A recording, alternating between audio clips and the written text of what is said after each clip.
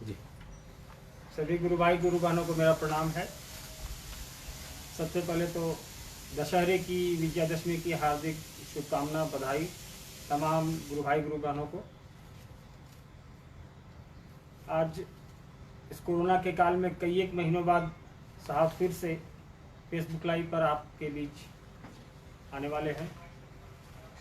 कुछ चीज़ें हैं जो हर बार की तरह आपको बताना चाहूँगा कि जो लोग भी जहाँ अगर देख रहे हैं, भीड़ में देख रहे हैं, तो एक दूसरे से थोड़ा दूरी बनाकर बैठें। जो शारीरिक दूरी होती है उसका पालन करें,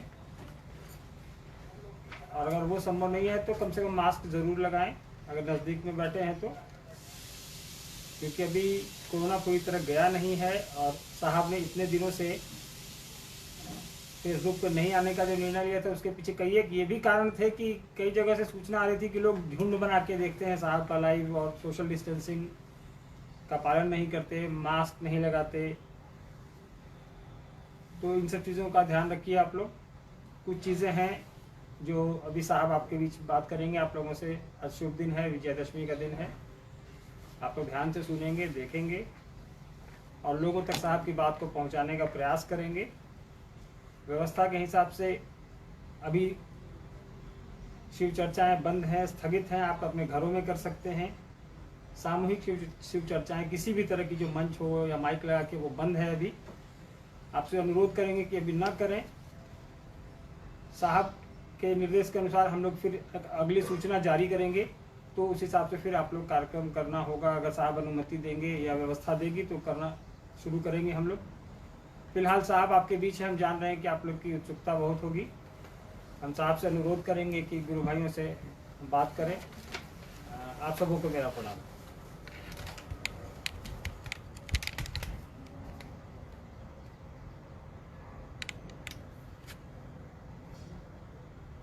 जी। सबों को मेरा प्रणाम।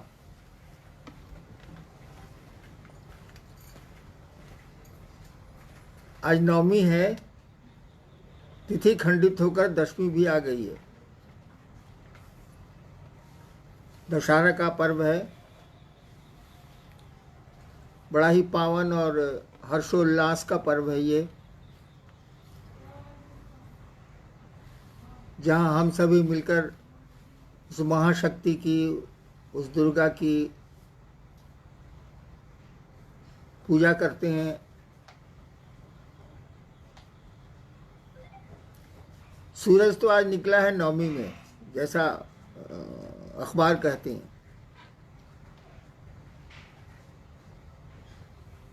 नवमी शब्द का अर्थ ही हुआ 9 दिन का। आज 9वां दिन है। शक्ति की पूजा में, भगवती की पूजा में 9 दिन का महत्व माना गया है। जैसे रामनवमी में भी है, नौ दुर्गा का भी है, नवमी का भी है। इसकी आध्यात्मिक व्याख्या की गई है, जिसमें कहा गया है कि 5 तत्व हैं, 5 महाभूत हैं ये। क्षिति जल पावक समीर गगन 5 महाभूत हैं, और 3 गुण प्रकृति, त्रिगुणात्मक प्रकृति है ये। सतरज तम 5 तत्व और 3 पूरा चराचर जगत बना हुआ।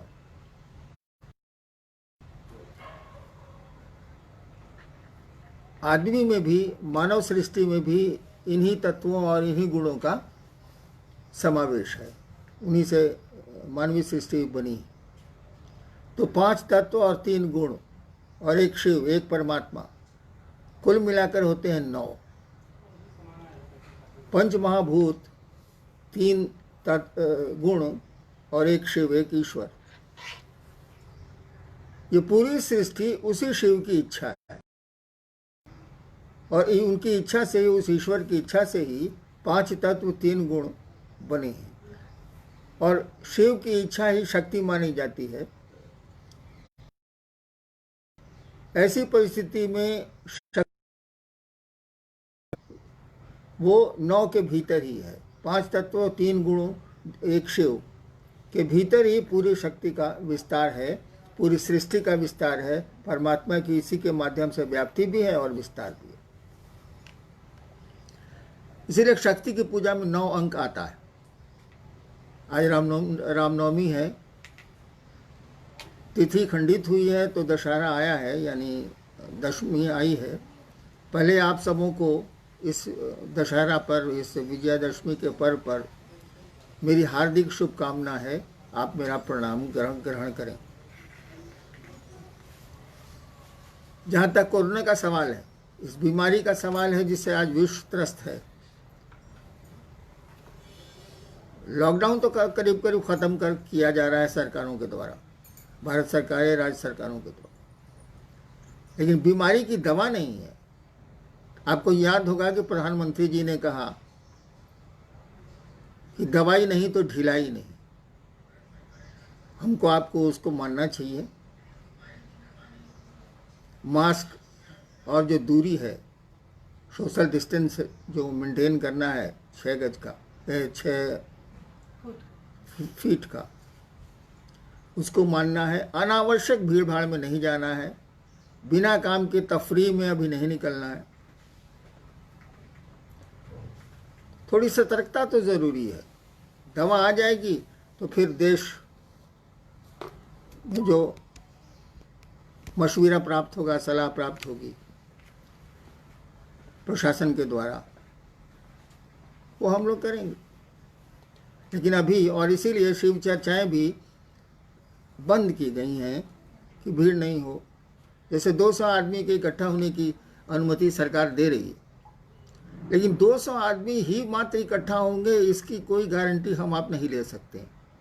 क्योंकि सब समझता है कि हम तो अकेले जा रहे हैं। वो एक राजा था ना, जिसने कहा कि 1 लोटा थोड़ा सा दूध कुएं में डाल दिया और कहा कि इलाके के लोग इसमें 1-1 लोटा दूध डालें। सबने सोचा कि जब दूध पड़ा ही हुआ है तो 1 लोटा से क्या अंतर पड़ता है, पानी डाल देते हैं। और पूरे इलाके से 1-1 लोटा पानी ही आता रहा, दूध नहीं आया। नतीजा हुआ कि कुआं का पानी, जो दूध था वो भी पानी हो गया।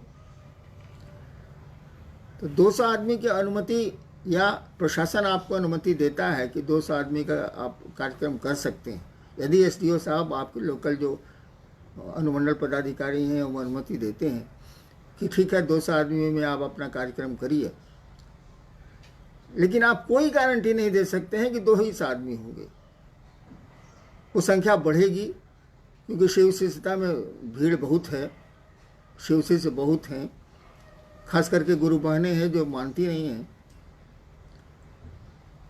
तो 200 आदमी की अनुमति लेकर कार्यक्रम करना भी बहुत ठीक नहीं होगा, क्योंकि आप संख्या को रेगुलेट नहीं कर सकते हैं, नियमित नहीं कर सकते हैं। आइए देखते हैं, कुछ जिज्ञासाएं आई हैं और कोशिश करते हैं उनका क्या उत्तर हो सकता है। जी, अरुणाचल प्रदेश से एक शिष्य हैं जिन्होंने जिज्ञासा भेजी है कि कहा जाता है कि शिव और शक्ति में कोई विभेद नहीं है, ऐसे में भगवान शिव से जुड़े बिना शक्ति की आराधना कैसे फलदायी होगी? हाँ, शक्ति और शिव में तो कोई विभेद नहीं माना जाता है। सूरज और सूरज की किरणें, आग और उसकी गर्मी, ताप। आग है तो ताप होगा, गर्मी उसमें होगी, हीट उसमें होगा। सूरज है तो रोशनी उसमें होगी, प्रकाश की किरणें होंगी ही होंगी। ठीक उसी तरह से शिव हैं तो माना जाएगा कि शिव में शक्ति व्यक्त हुई है, शिव में जो शक्ति अंतर्निहित है वो व्यक्त हुई है, और पूरी सृष्टि हमारे आपके सामने दृश्य भी है और दृश्य भी है।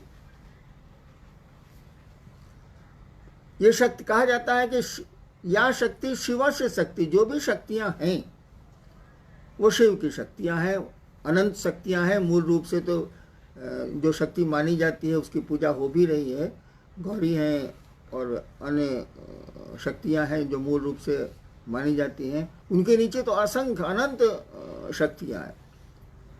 तो शिव के बिना तो शक्ति हो नहीं सकती, और शक्ति ना हो तो शिव भी जाने नहीं जाएंगे, अव्यक्त होंगे। जो महाकाल की स्थिति है, जब काल ही नहीं था तब भी शिव थे। काल का अर्थ होता है जब कुछ बनेगा तो काल शुरू होगा। जैसे घड़ी बन जाएगी तब समय शुरू होगा कि इस तारीख को बनी थी, इतने दिन चलेगी, इसके बाद ये खत्म हो जाएगी। दवा बनी है, इतने दिन ठीक रहेगी, उसके बाद इसकी शक्ति घटती चली जाएगी। तो महाकाल का यही कॉन्सेप्ट है, महाकाली का भी यही कॉन्सेप्ट है। जब काल नहीं था यानी सृष्टि नहीं थी तब भी ये थे, लेकिन वहाँ शक्ति अव्यक्त है शिव में। शिव की इच्छा अव्यक्त है शिव में, व्यक्त नहीं हुई है, उसका प्रस्फुटन नहीं हुआ है। जैसे शक्ति व्यक्त हुई है तब वही 5 तत्व और 3 गुणों का निर्माण हुआ है और पूरी सृष्टि बनती चली गई है क्रमशः।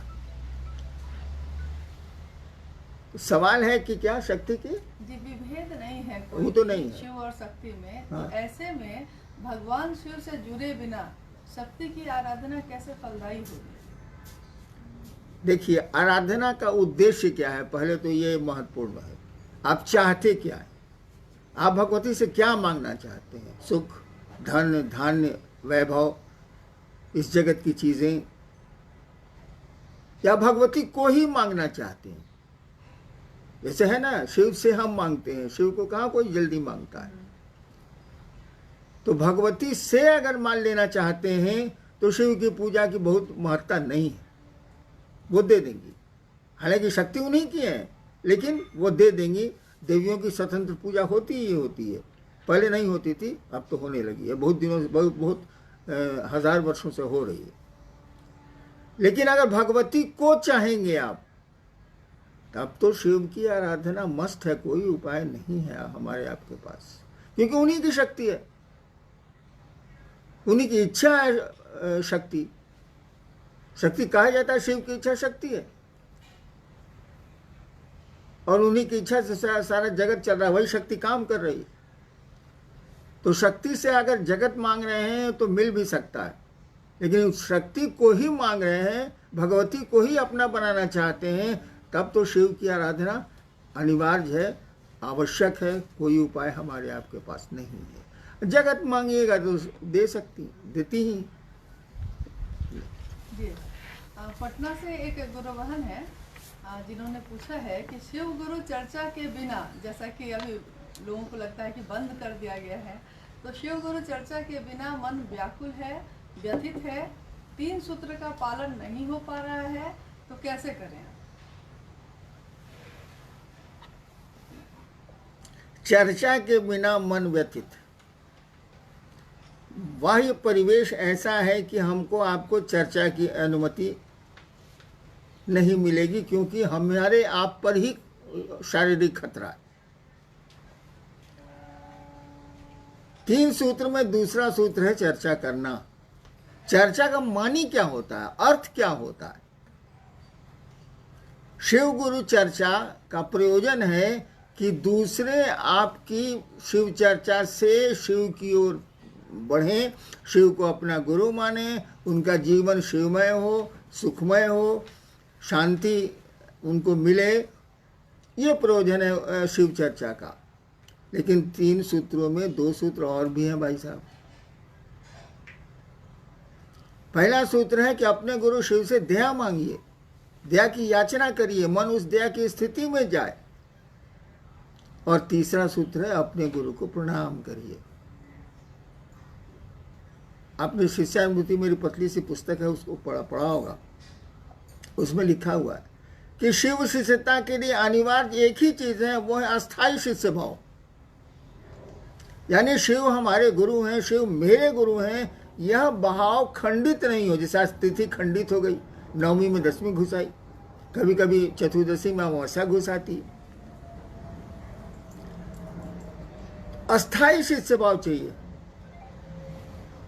यानी मैं शिव का शिष्य हूं तो हूं, इसमें कोई भी संशय, कोई भी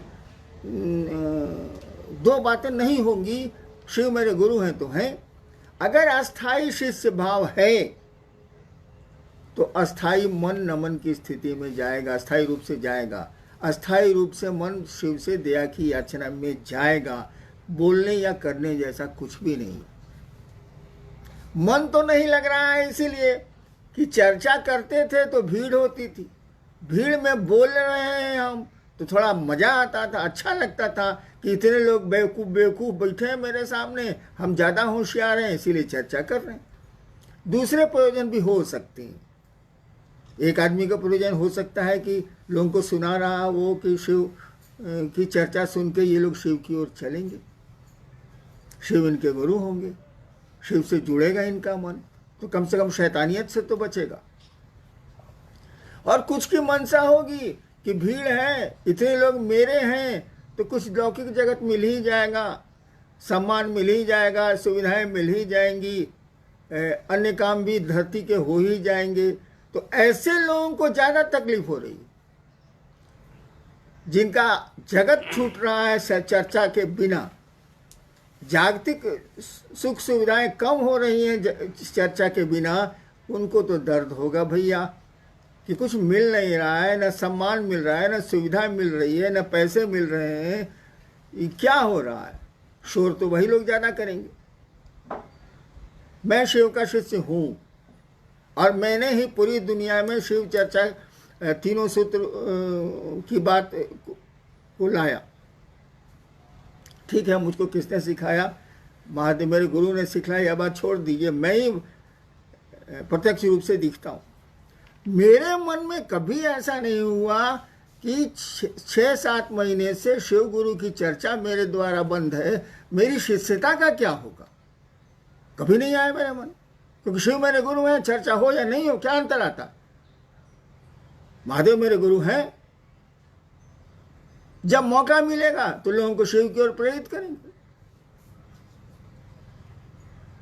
अगर शिव चर्चा बंद होने से आपकी शिव शिष्यता खंडित हो रही है, आपकी शिव शिष्यता कमजोर हो रही है, तो लानत है ऐसे शिव शिष्यों पर।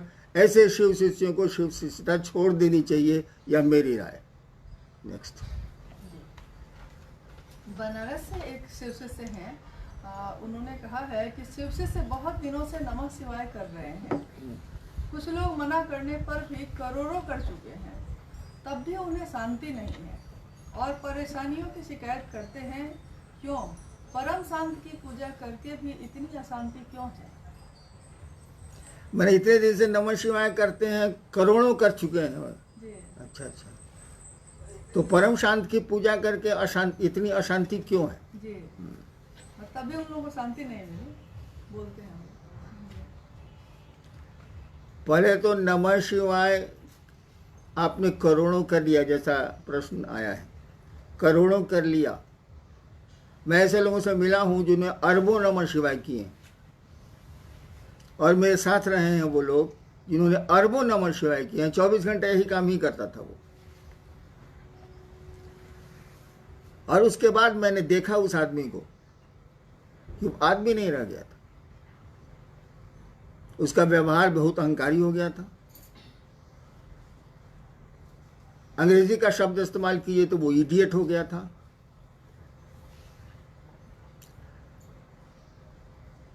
अव्यवहारिक हो चुका था, किसी से ठीक से बात नहीं करता था। तो अभी तो आपने कहा कि नमः शिवाय करके भी परेशानी आए, इतने नमः शिवाय किया। एक आदमी तो मैंने देखा है कि नमः शिवाय करके सबको डांटते चलता था, मर गया वो आदमी नहीं है धरती पर, लेकिन मैंने देखा है। क्यों ऐसा हुआ? नमः शिवाय का अर्थ है शिव को प्रणाम, शिव को नमन। उस सर्वोच्च सत्ता को आप प्रणाम निवेदित कर रहे हैं, झुक रहे हैं आप। ये नमः शिवाय करके तन कैसे गए आप? कहीं जरूर गड़बड़ी है, और भीषण गड़बड़ी है। सामान्य आदमी भी बेकार हो गया नमः शिवाय करके। इसीलिए कि नमः शिवाय में 2 स्थितियां होती हैं। एक, नमः शिवाय का अर्थ में जो भाव छिपा है वो, जैसे नमः शिवाय का अर्थ है शिव को नमन, शिव को प्रणाम। इसमें भाव क्या छिपा है? मन आपका झुकेगा भाई साहब। प्रणाम करिएगा किसी को तो मन झुकेगा, बिना झुके भी प्रणाम होता है, खूब होता है। हम लोग लाचारी में धरती पर बहुतों को प्रणाम करते हैं और मन ही मन सोचते हैं कि साल कहाँ से बैठा गया, आज खाना नहीं मिलेगा। ऐसे भी प्रणाम होते हैं औपचारिक, लेकिन शिव को तो औपचारिक प्रणाम नहीं चलेंगे। वहां तो मन को प्रणाम की स्थिति में जाना होगा। नमः शिवाय का अर्थ और चैतन्य मंत्र में दो चीजें होती हैं। तो नमः शिवाय का अर्थ तो क्लियर है, बहुत हल्की सी संस्कृत है, नमः शिवाय, शिव को प्रणाम। लेकिन इसका अर्थ है शिव को प्रणाम, उसके में भाव क्या है? रोड पर चल रहे हैं, कका गोड़ लगत नहीं, अब मने मन सोच रहे साला ककवा कहां से भेटा गया, आज तो नाश्ता नहीं मिलेगा। वाह, ये प्रणाम नहीं है। तो नमः शिवाय में शिव को प्रणाम करने का भाव छिपा है, शिव को नमन करने की स्थिति छिपी है। मन जब शिव को प्रणाम करेगा तो ये झुकना सीखेगा, विनीत होगा। कहा जाता है अकड़ और अहंकार दो चीजें न भक्ति मार्ग में चलती हैं न शिष्यता में चलती हैं। अकड़ और अहंकार से बचना होगा। और चैतन्य, मंत्र में चैतन्य होता है। ये शिव क्या है?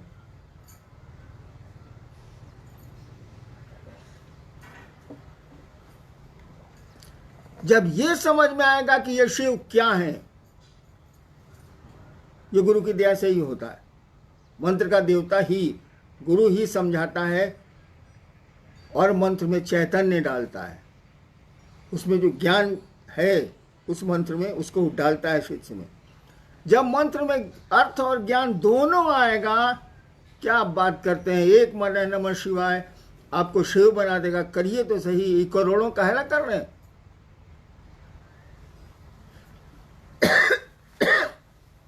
हमने कहा ना कि एक माला नमः शिवाय करिए, एक एक दाने पर शिव को प्रणाम करिए।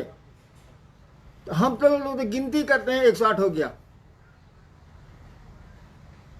माला में तो 108 दाने दिए ही हुए हैं, उसको गिनती क्या करनी। और सांसों पर करिएगा तो सांसों की माला पे तो गिनती का सवाल ही नहीं। और आपकी सांसें भी फिक्स्ड है, हर एक आदमी को तय है कि कितनी सांसें लेगा ये धरती पर। तो नमः शिवाय में अर्थ और चैतन्य, अर्थ तो आप समझ सकते हैं, लेकिन चैतन्य के लिए गुरु की दया जरूरी है, उस मंत्र के देवता की दया जरूरी है। वो जब मिलेगी तो एक बार का नमः शिवाय आपको शिव के रास्ते में उठा के रख देगा। एक बार का नमः शिवाय कहा ही जाता है कि एक बार आपने शिव को प्रणाम कर लिया, निश्चल प्रणाम कर लिया, फिर प्रणाम की ज़रूरत नहीं है। फिर तो मन परमानेंट अस्थायी रूप से शिव भाव में चला जाएगा। आपने करोड़ों किए हैं, हुआ क्या? नमः शिवाय तो किया आपने, बस करते गए, न अर्थ समझा उसका ठीक से, न मंत्रों का अर्थ दिमाग में आया। कर रहे हैं तो कर रहे हैं, अर्थ जानते हुए भी आप माला पर आपका ध्यान है। और मन धीरे धीरे समझने लगा कि हम तो 1 लाख 2 लाख 1 करोड़ नमः शिवाय कर दिए, साला सामने वाला क्या बोलेगा हमसे। और अहंकार आपको छाया। अहंकार किसी को भी छाएगा तो धरती पर उसके संबंध बिगड़ेंगे, आध्यात्म में तो पूरी तरह बिगड़ जाएंगे। इसलिए याद रखिए भाई साहब, शिव शिष्यता में या भक्ति में अकड़ और अहंकार इसको हटाइए। इसके जब तक ये नहीं हटेगा तब तक आपका नमः शिवाय फलदायी नहीं होगा। वैसे धरती के छोटे मोटे काम हो जाए। नेक्स्ट आरा से शिव शिष्य हैं। आपने कहा आओ चलें शिव की ओर, अब तो चल भी रहे हैं, फिर भी परिणाम नहीं है। कष्ट बहुत है, मन भागता रहता है, आखिर क्यों है ऐसा? जब भी जीवात्मा, जब भी कोई इस धरती पर योनिगत होता है, आता है, वो पेड़ हो, जीव हो, इंसान हो, देवता हो, भगवान हो, जब भी वो योनिगत होगा, पैदा होगा इस धरती पर, तब तो धरती के नियम लगेंगे। उसे सुख भी मिलेगा, उसे दुख भी मिलेगा, और आनंद तो मिलता है मात्र शिव की ओर चलने से, उस ईश्वर की ओर चलने से। जब दुख मिलेगा तो याद रखिए सुख भी मिलेगा, जब सुख मिलेगा तो याद रखिए दुख भी मिलेगा, लेकिन जब आनंद मिलेगा तो उसका उल्टा होता ही नहीं है। इसीलिए ईश्वर को कहा जाता है सच्चिदानंद, शिव को कहा जाता है वो ईश्वर है, महेश्वर है, आनंद वही है, उन्हीं के रास्ते में है, उन्हीं की दया पर है। तो आओ चलें शिव की ओर, किसी ने कहा। अरे भैया, जिस दर्द से कहा वो दर्द समझ में आया कि शब्द पकड़ा गए? जिसने भी ये कहा कि आओ चलें शिव की ओर, उसके भीतर दर्द था, एक पुकार थी वह शिव की ओर चलने की, कि उसके पास भाव थे और उस समय उसके पास दूसरा कोई भाव नहीं था। भीतर से उसने आवाज दी, आओ चलें शिव की ओर। हम लोगों के लिए तो वो शब्द हैं, आओ चलें शिव की ओर, है ना वह, वही हो गया, है ना वह। आओ चलें शिव की ओर, जिसने कहा उसके भीतर दर्द था, एक क्या कहिएगा, उसको एक पीड़ा थी, और इसी दर्द के तहत उसने आवाज दी, आओ चलें शिव की ओर। अगर उस दर्द से आप चलते हैं, उस दर्द के पीछे चलते हैं, तो कोई पीड़ा नहीं होगी। पीड़ा तो होती ही रहती है, पीड़ा तो मन झेलता है। पुआल पर सोने वाले को डंडा पर सुला दीजिए, रात भर नींद नहीं आएगी। डंडा पर सोने वाले को पुआल पर सुला दीजिए, रात भर नींद नहीं आएगी। ये तो मन की स्थिति है। सुख दुख यहाँ कुछ है नहीं, ये सभी घटनाएं हैं। यहाँ तो कोई दुर्घटना होती नहीं है जगत में, सब फिक्स्ड है। यहाँ सभी इंसिडेंट हैं, एक्सीडेंट नाम की कोई चीज़ नहीं है। हाँ, वो बोलचाल में हम लोग बोलते हैं। नेक्स्ट जी, मधेपुरा से शिशु से हैं। उन्होंने पूछा है कि आपके द्वारा लिखित एक किताब जो आने वाली है, आओ चले शिव की ओर, वो हम लोगों को कब तक मिलेगी? प्रतीक्षा में है लोग। ज़्यादा उम्मीद है शिवरात्रि को उसका विमोचन होगा, लेकिन इस किताब से क्या हो जाएगा? किताबों की कमी है क्या इस देश में? आओ चलें शिव की ओर किताब लिख देने से कोई शिव की ओर चलता है? किताबों में तो बातें लिखी हैं, उन बातों को समझ के लिखने वाले किससे मिलिए, जिसने कहा कि आओ चलें शिव की ओर। दर्द वहां है, किताबों में दर्द नहीं मिलेगा। आपके कठोर भाव, आपके भीतरी भाव शब्द नहीं दे सकते। कोई रो रहा है दर्द से, शब्द में कितनहू बोलेगा, वो स्थिति दूसरे की नहीं होगी। तो किताब लिख देने से क्या हो जाएगा? हाँ, लौकिक रूप से पूछेगा तो चेष्टा है कि महाशिवरात्रि में 2021 में इसको निकाल दिया जाए। इसीलिए कि अब मैं बूढ़ा हो गया हूँ, जाने वाला हूँ, तो जो समझा मैंने लिख दिया। लेकिन लिख देने से क्या हो जाएगा? आपके पढ़ लेने से क्या हो जाएगा? अरे पढ़ के उसको जीवन में उतारना होगा। एक ही लाइन तो बहुत है, आओ चलें शिव की ओर। उसके बाद कुछ भी समझने की जरूरत नहीं है। चलिए शिव की ओर। ड्रामेबाजी थोड़ी है आध्यात्म। यहां तो नौटंकी चलती नहीं है। हमको आपको चलना चाहिए, दिल से चलना चाहिए शिव की ओर। फिर किसी किताब की जरूरत नहीं, किसी साधन की जरूरत नहीं, किसी 3 सूत्र की जरूरत नहीं है। चलिए तो सही। नेक्स्ट एक बहुत पुराने गुरु भाई राजीव नगर पटना से हैं, बिहार से। उन्होंने कुछ अपनी जो उनके मन में चल रहा है उसको भेजा है कि शिव शिष्यता की यात्रा में आपकी छांव तले प्रेम को सीखने, समझने और देखने का सौभाग्य मिला। किसी से भी घृणा का भाव समाप्त प्राय हुआ, परंतु 25 साल के उपरांत स्वयं से प्रेम नहीं होने का भाव परेशान करता है। कहीं इस यात्रा में हम डिसऑनेस्ट तो नहीं हो रहे? आप बता सकते हैं, या जीवन की दुश्वारियां ऐसे भाव को जन्म दे रही हैं? आपके और शिव के प्रति मन को ईमानदार समझता हूँ, फिर भी क्या मैं समान स्थिति में नहीं हूँ?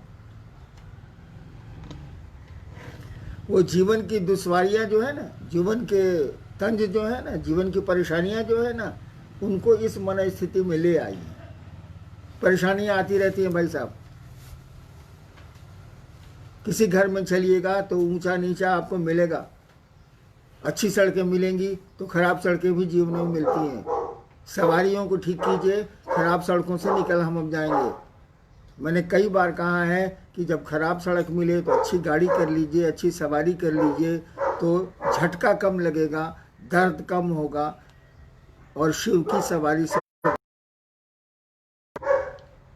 लेकिन शिव की सवारी शरीर नहीं कर सकता है।